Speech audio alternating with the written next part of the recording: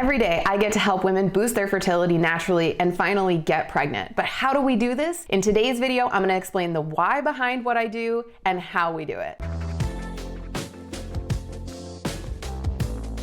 Hey, I'm Whitney, fertility dietitian and coach, and I help busy women get out of the Google spiral and get pregnant. I've helped hundreds of women figure out their fertility so they can grow the family of their dreams. And in today's video, I'm going to talk about why just getting pregnant is not that easy and how to use my 5-pillar fertility framework to get your body in baby mode. And as always, this video is meant for educational purposes only and not meant to be a replacement for medical advice. If you've been in the fertility space for a hot minute, you know that there are expert tips around every single corner. Here on YouTube, Instagram, TikTok, LinkedIn, hell, you can find them anywhere. And while these expert tips are helpful, it's very confusing trying to figure out what applies to you and what you don't need to listen to. I kind of think about it like me and cars. I know nothing about cars at all, not a single thing. And so when I take my car in to be serviced, I feel a little vulnerable, a little bit uncomfortable. If the guy comes out and he's like, you have X, Y, and Z wrong with your car, I'm not sure if he's trying to do a money grab or if he really means that it's like, I'm gonna die on my next road trip. It's very hard to figure it out. And so I always feel a lot of unease and uncertainty. It's a very uncomfortable feeling. And I don't want you to feel that way about your fertility. So I'm gonna talk about the how and the why behind the fertility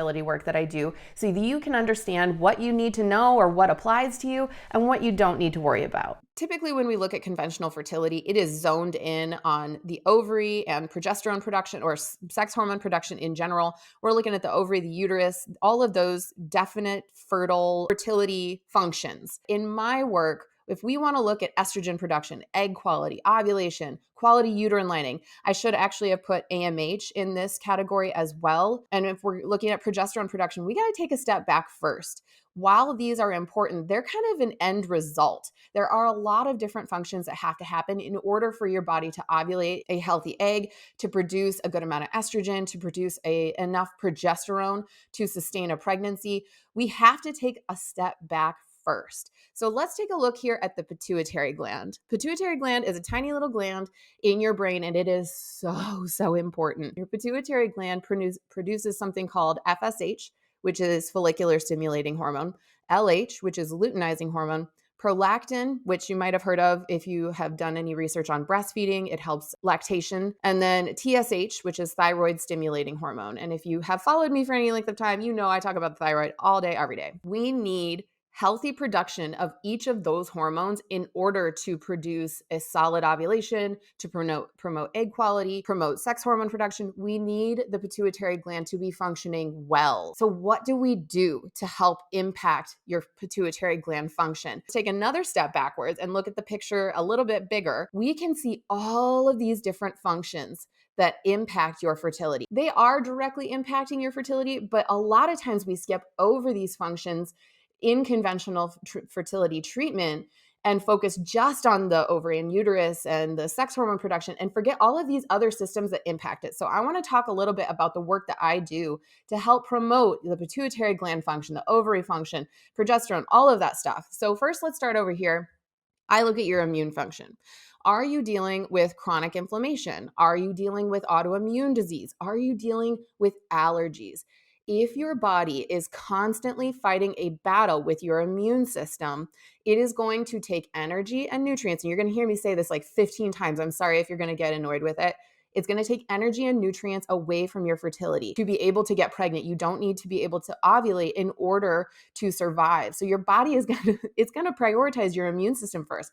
It's going to prioritize the functions that are going to keep you alive. If your body thinks that it's fighting an infection, a chronic infection, it's going to prioritize that system first. Next up, let's look at your adrenal function. So this is your stress. And I'm not just talking about the short-term stress of like a one-time deadline or something happening in your family. I'm talking about the day in and day out stress, the mortgage, the commute to work, the fertility appointments, the constant what ifs, the stress on your relationships, the bills piling up. I'm talking about the real stress that just drags you down. This chronic stress kills your adrenal function over time.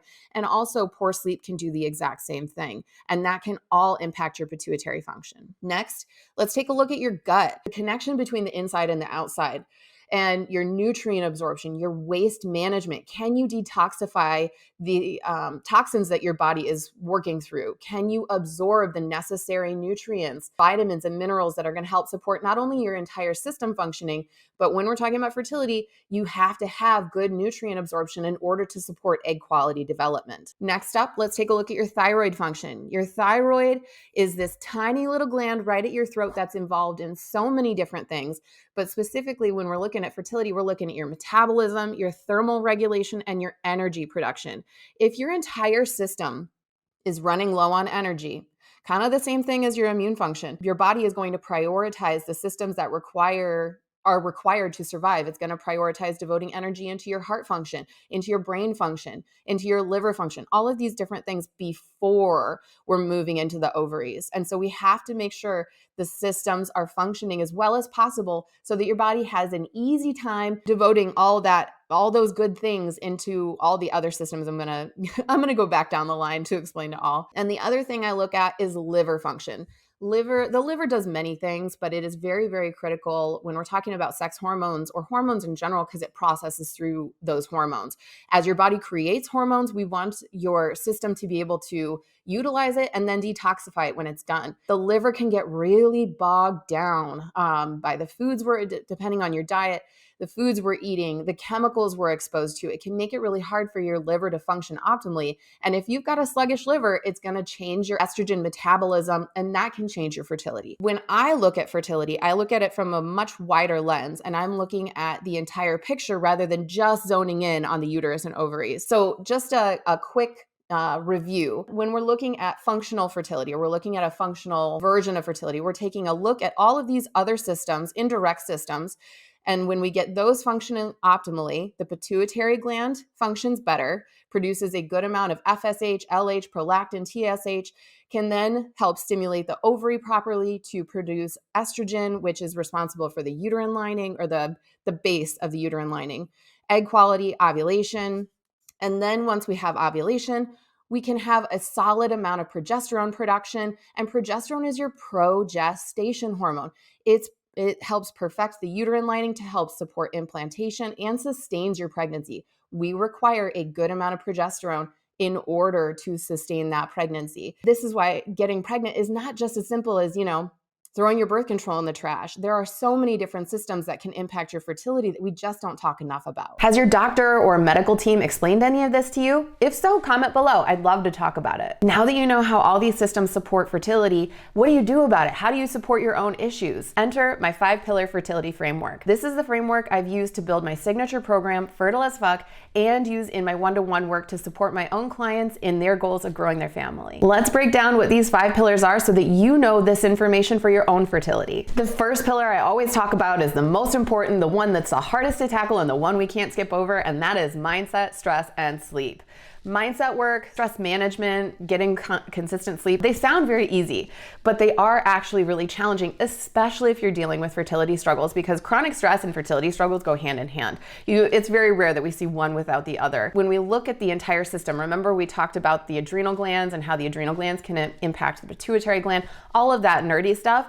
We cannot be living in a state of chronic stress and expect our fertility not to be shifted in some way. Fact is, your brain can't tell the difference between a true life-threatening issue and a triggering problem. So your brain perceives pregnancy announcements that might be really triggering the same way that it would perceive a lion chasing you. The cascade of hormones, the signals that your brain is telling your body are the same. And so if your brain is telling your body that something dangerous is happening, it is going to shift your fertility. So the mindset piece, the stress piece, the sleep piece, these are things that we cannot skip over. And it is the very first pillar that I address with my one-to-one clients and in my programs. And the next pillar is food. One of my favorite topics. I made my career food. I always joke with my kids because my son asked me what I went to college for. I was like, food. I have 2 degrees in food. Nutrition is something that's near and dear to my heart. And with my experience in the field, which is now over a decade, I have learned the ins and outs of what works, what doesn't work, and really what doesn't work is a lot of restriction. If you've watched any of my videos previously or followed me on any social media, you know I am not a fan of restrictive dieting. It can increase that first pillar, which is chronic stress, which is going to be a big problem for fertility, and it can also be very isolating and damn near impossible to stick to long term. So instead of restrictive eating, I focus on how we can improve your nutrition by adding more things to it. What can we do to boost egg quality nutrients? What can we do to balance your blood sugars? How can we support detoxification pathways? These are all things that we can use food for in a non-restrictive way that is much more sustainable and much more enjoyable over the long term. Up next is movement. Now, movement is a tricky one. Most of us, I'm 36, so I grew up in the 90s and early 2000s. I followed the whole, work out harder, burn more calories, run on the treadmill, and I think we're getting away from that. In my programs, I teach how to use movement to support your cycle. We, as females, don't operate on a 24-hour hormone cycle. We have a month-long hormone cycle. And so that means each day is going to be a little bit different, and we can really utilize movement to support that entire process, and it's really cool. The next pillar I talk about is environment. Where you live, the chemicals you're exposed to. These are all very, very important, because if your body is doing a lot of work to detoxify these chemicals, it's going to be taking away from your sex hormone production and your egg quality. And so in my programs, I teach how to low tox your environment. Note, I didn't say detox your environment, because detoxing kind of goes along the same lines as restrictive dieting. It can get really intense and you can kind of go crazy on it. And I speak from experience on this one. When I first started learning about endocrine disrupting chemicals, I, ditched everything. And what I found is that I was pretty miserable and kind of scared almost. And so what I teach in my programs now is how to low tox your environment, just to make it easier for your body to detoxify chemicals and devote more energy and nutrients into your egg quality. The last pillar that I cover in my framework is supplements. Supplements give us a little bit of wiggle room. I'd love it if every single day you were eating kale salads with beautiful olive oil vinaigrette and a salmon on top. But I live in the real world, and so do you. You are gonna be knocking it out of the park with your diet some days, and some days you're gonna be eating nachos at the ballpark. It is what it is. I want you to have freedom, and supplements give us that little bit of wiggle room, so we can make sure that your body's getting the nutrients that it needs without getting so restrictive on your diet. By supporting these key areas, we can ease the workload on your body and allow it to devote more nutrients and energy into sex hormone production, egg quality, all of your fertile signs, so that you have the best shot possible at a pregnancy sooner rather than later. If you're ready to take that next step and get your own personalized quick start fertility plan, head to the links below and take the Find Your Fertile Path quiz. That's all for today. If you are a fellow food and fertility nerd, hit that subscribe button and comment below, and I can't wait to see you in the next video.